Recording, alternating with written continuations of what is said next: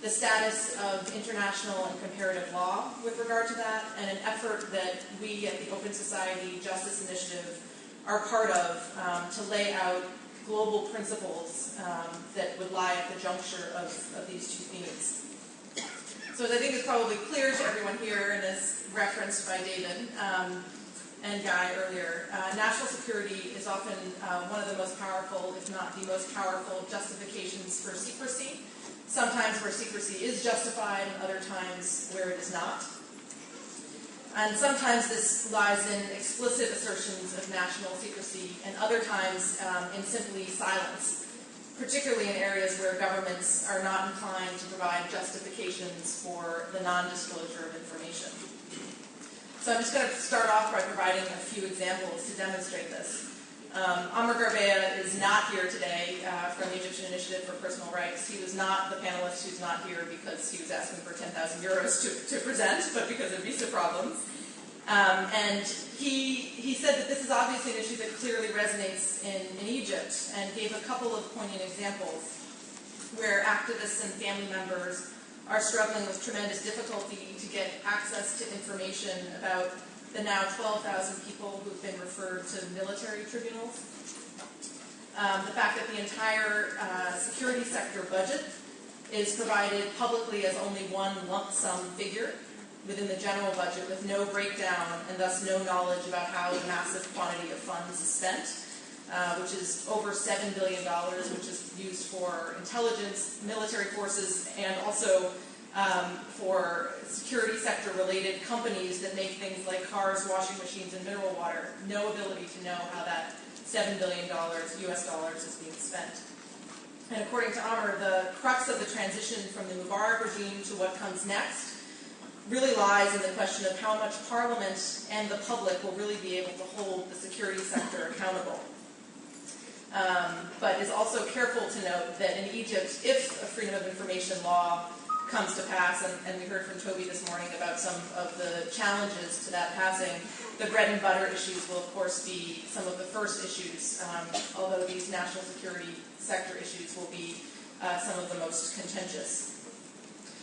The Committee to Protect Journalists just reported on Friday that the Ethiopian government has arrested now 6 journalists since June on accusations of involvement in terrorism. The latest 2 were arrested on Friday, and the first court hearing was conducted in secret. A couple of other examples. In India, under the new FOI law that was discussed yesterday, Venkat Nayak from the Commonwealth Human Rights Initiative filed an FOI request to get access to a manual with the rules governing classification, and the government denied the request on national security grounds, asserting that the document about how classification decisions are made is confidential. There's an ongoing struggle in India regarding whether and which state security agencies should be excluded from the Access to Information Act. And it was reported in June that the cabinet decided to exempt the Central Bureau of Investigation from the RTI Act, and other state security agencies are seeking wholesale exception. The Associated Press has been involved in a study in 100 countries, including many in Africa, including all of the countries in Africa where there is an FOI law, seeking access to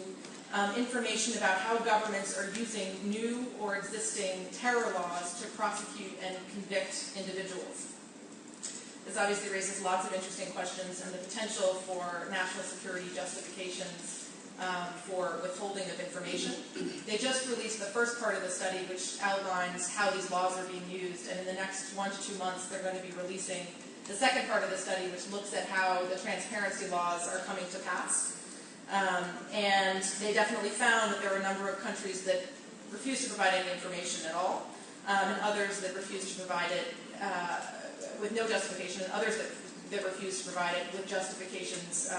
of classification and secrecy. They are still reviewing responses, but a preliminary review, according to the journalist who is overseeing this project, shows that at this point,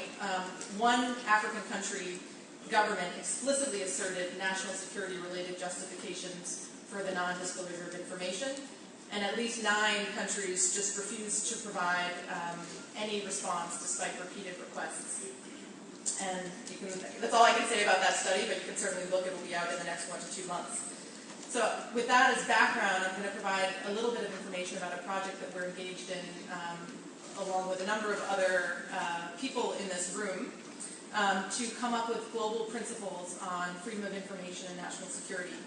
This is building off of past processes, including the Johannesburg Principles on National Security, Freedom of Expression, and Access to Information in 1995, as well as other documents and efforts, relying on best practices, international law, domestic law, and the evolving standards and the writing of experts. Amongst those who are involved in this process are the 4 special mandate holders on freedom of expression, including 2 who are here today on the UN Special Rapporteur on Freedom of Expression and Opinion, and the African Commission Special Rapporteur on Freedom of Expression and Access to Information, and 14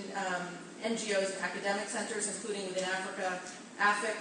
the WIT Center for Applied Legal Studies, Institute for Security Studies, and the Egyptian Initiative on Personal Rights. And given my moderator, I should also mention that Article 19 is also involved. The motivation for the principles are to give guidance to policymakers who are involved in the drafting or interpreting of laws and policies regarding withholding information on national security grounds, and the laws and policies regarding the penalization of those who release information that is purported to be classified or withheld on national security grounds. Really to make sure that we lay out, considering various practices and contexts around the world, the right balance between secrecy and disclosure of actual or purported national security-related information,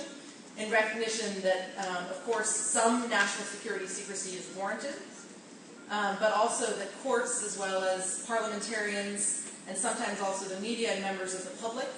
will show the least independence and the greatest deference to government's assertions of national security secrecy. And also that the growing wave of new freedom of information laws around the world, up to over 85 countries today, is being followed by the development or modification of classification regimes and related secrecy laws. So clarification of how national security and access to information relate is critically important right now. And we're aiming at this point, we coming off of a meeting in June with many different representatives from around the world. We're now, over the coming months, engaging in regional consultations, including in Africa in the coming year. And so I urge those who are interested in this to come and see me and make sure that there's a way to incorporate you into that process. Or if you have thoughts on how to make sure that that process is as meaningful and effective as possible. So I'm going to briefly highlight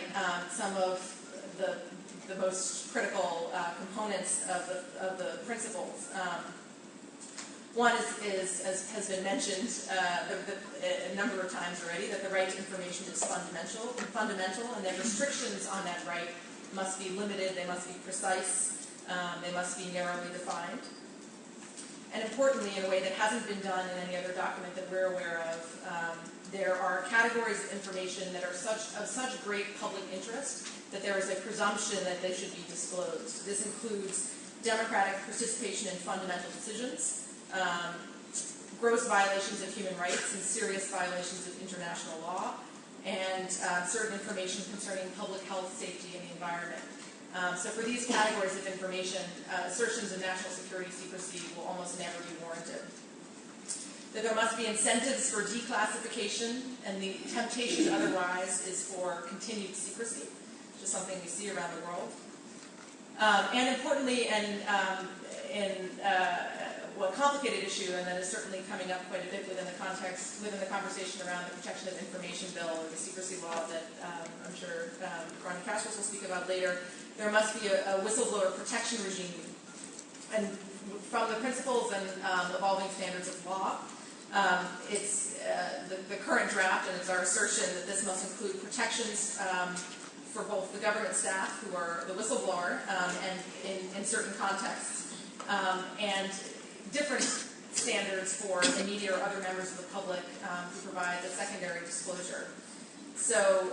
within this, briefly, I'll say, and there's more within the draft principles, that there's a differentiation of penalty regime for the government official who is obligated through their employment or their government status to protect the information, and a member of the public who doesn't have that same obligation. A public interest defense or a public interest analysis for government staff who disclose information publicly. And very limited penalties for members of the public, including no penalties for possession or conspiracy in relation to charges against government officials, and only very narrow access to penalties for those who make secondary disclosures. So that's a bit of an overview of the Principles Project, which is something that we're eager to have further engagement on, and something that we're going to be working on in the coming months. I want to give a little bit in coming to a close on this, on some of the positive developments that we've seen, as I started with some of the negative developments, including in Africa and also internationally. There's an increasing acceptance of the need for exemptions to penalties for disclosure in the public interest, including with some version of a public interest analysis or a public interest defense that exists within the Indian FOI law, a Canadian Security of Information Act, criminal codes of several European countries, including Slovenia and Austria, and the law in Georgia on freedom of speech and expression.